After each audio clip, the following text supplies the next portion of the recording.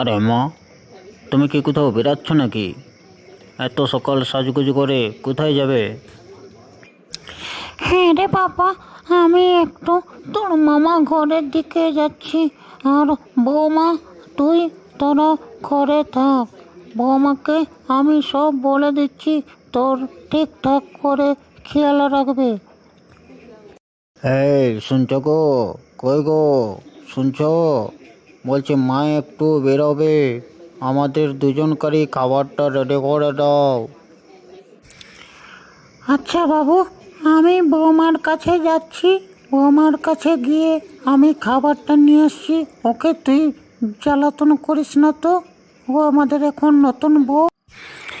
এ কি শাশুড়ি মা, আপনি কিচেনে কি করছেন? আমাকে তো আপনার ছেলে বললো আপনি মামা বাড়ি যাচ্ছেন, তো হঠাৎ করে কিচেনে এসছেন কেন? আমাকে তো খাবার রেডি করতে বলেছে। না বৌমা, আমি ভাবলাম যে তোমার একটু রেস্টের প্রয়োজন। তারপরে আমাদের বংশের একটা সিস্টেম নিয়ম আছে যে নতুন বউকে হঠাৎ করে খুন্তি ধরিয়ে দেওয়া চলবে না। তাই আমি কিচেনে খাবারটা রেডি করতে এলাম। আমি খাবারটা খেয়ে আমি তোর মামা বাড়ি বেরাবো। তুই চারদিকে লক করে দিস, চাবি দিয়ে দিস, হ্যাঁ।